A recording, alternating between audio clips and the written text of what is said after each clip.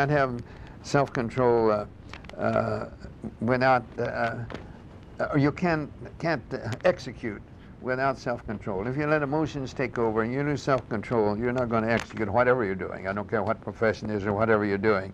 So we need that. Then alertness. There's something going around about us all the time that we might not see unless we're alert and alive. Abraham Lincoln, my favorite American, said he never met a person from whom he did not learn something.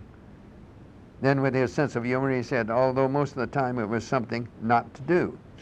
Well, that's learning just the same, but you've got to be alert to do that or you'll miss many things. You have to have initiative. You mustn't be afraid to fail. You have to realize that you're imperfect. Okay. You are going to fail occasions, but the worst failure of all is failure to act when action is necessary. You have to act with the knowledge that you've acquired in the past in regard to a particular subject, but you have to act without fear of failure because you will fail at times. And the next block is intentness.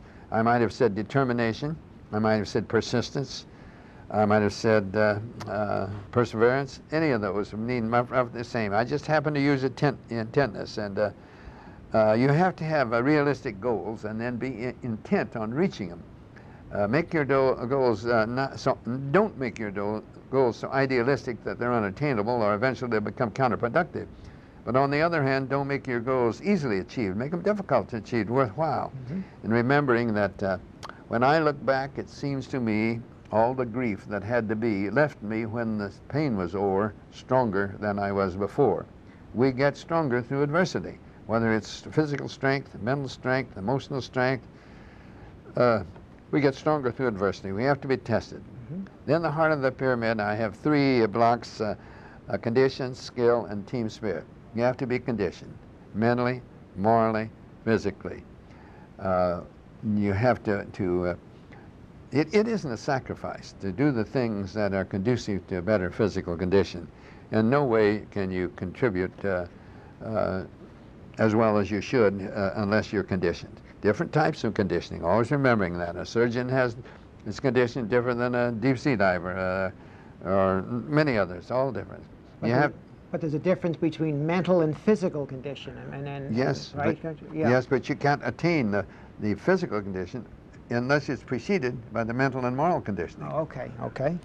You can improve in the condition, but I mean, you can't reach the level of which you're capable. Unless those three things are intact. That's right. All right, okay. And then you have to have the skills. You have to know how to do something, and you have to be able to do it. That's the difference there. Some people know how to do things, but they can't do them. And it's even more than that. You not only know how to do it, you must be able to do it, and you better be able to do it quickly, or you might not get to do it at all. Okay. A good example of that would be some of these freeways. You may know what to do, but if you don't do it quickly, you won't be around very long. And then you have to have team spirit. Okay. That's really that's just consideration for others. And it's putting the welfare of the group ahead of yourself. It's losing yourself in the group for the welfare of the group. It's an eagerness to do that, not just a willingness. And I think if we had more consideration for others, I think most of the problems, major problems of the world would be much simpler.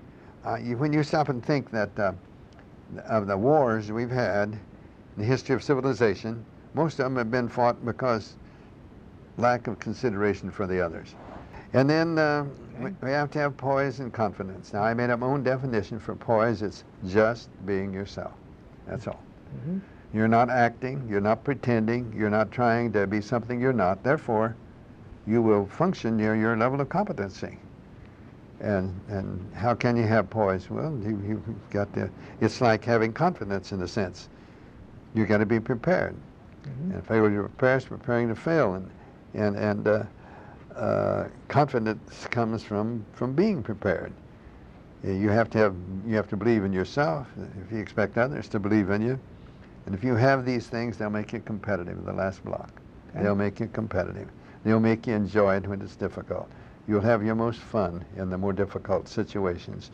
There's no great fun in doing things that anybody else can do, and yet most of the things we do in our normal lives are simple, easy things that anybody can do, and whatever we're doing, it should be done to the best of our ability.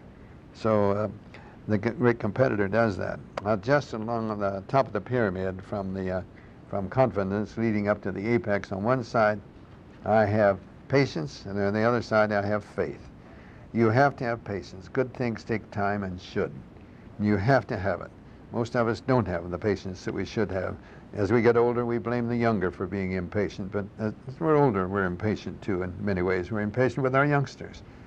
And patience takes time. We should have it. And then we must have faith that if we do the things we should do, things will work out the way they should.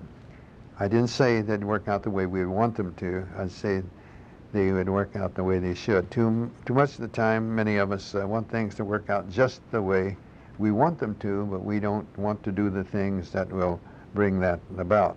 So those were the things, briefly, that I considered in the development of this mythical structure. So it is. I know it's helped me, and I'm pleased that it has helped many. I'm glad that people feel that it is helpful to them, because I don't believe there's any greater joy than finding out that something you've said or done has been meaningful to another, especially when you do it without thinking at the time of something in return.